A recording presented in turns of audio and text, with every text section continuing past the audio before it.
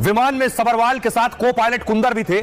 जब कोई पायलट या जहाज का कप्तान गंभीर संकट में होता है, इसे टेक्निकल फेलियर कहिए, आग लगना कहिए या क्रैश का खतरा होता है, तो वो रेडियो पर 3 बार मेडे मेडे मेडे बोलता है। यह कॉल इंटरनेशनल लेवल पर तय की गई है। इससे यह बताया जाता है कि जान को खतरा है, विमान को तुरंत मदद की जरूरत है। कैप्टन सुमित सबरवाल को 8,200 घंटे यानी 8200 घंटे विमान उड़ाने का अनुभव था। को पायलट को लगभग 1100 घंटे विमान उड़ाने का अनुभव था। शुरुआती जांच में इंजन में तकनीकी खराबी की वजह से हादसा सामने आया। प्लेन के टेक ऑफ के कुछ देर बाद ही गड़बड़ी आ गई थी। प्लेन की ऊंचाई इतनी कम थी कि पायलट को मौका नहीं मिला। एक्सपर्ट्स के मुताबिक अगर फ्लाइट की ऊंचाई ज्यादा होती और तब पायलट को गड़बड़ी का पता चलता, और इस स्थिति में पायलट के पास एक मौका हो सकता था कि पायलट उस विमान को शायद इमरजेंसी लैंडिंग के जरिए बचा सकता था। आइए अब मैं आपने देख लिया कॉकपिट में क्या स्थिति थी, सुनिए जरा एविएशन एक्सपर्ट विपुल सक्सेना क्या कह रहे हैं। ये इनफैक्ट ये पहला एक्सीडेंट है। ये अभी 10-12 साल से ये सर्विस में है और इसका बिल्कुल ट्रैक रिकॉर्ड बिल्कुल क्लीन रहा है।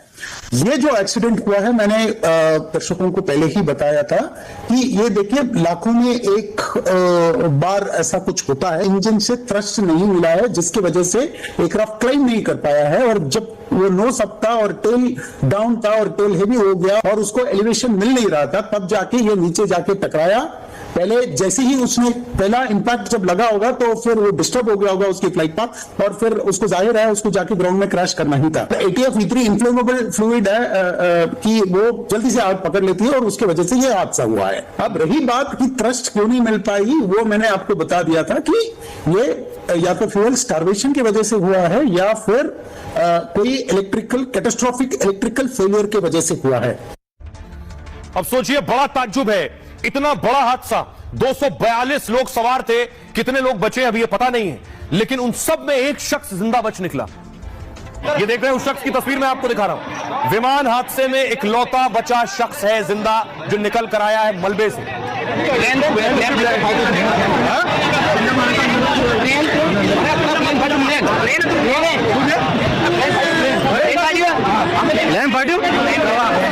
वाकई किसी चमत्कार से कम नहीं है। अगर चमत्कार जैसी कोई चीज होती है तो इसी कहा जा सकता है। मैंने आपको दिखाया विमान किस तरह से क्रैश हुआ, कितना भीषण हादसा था ये।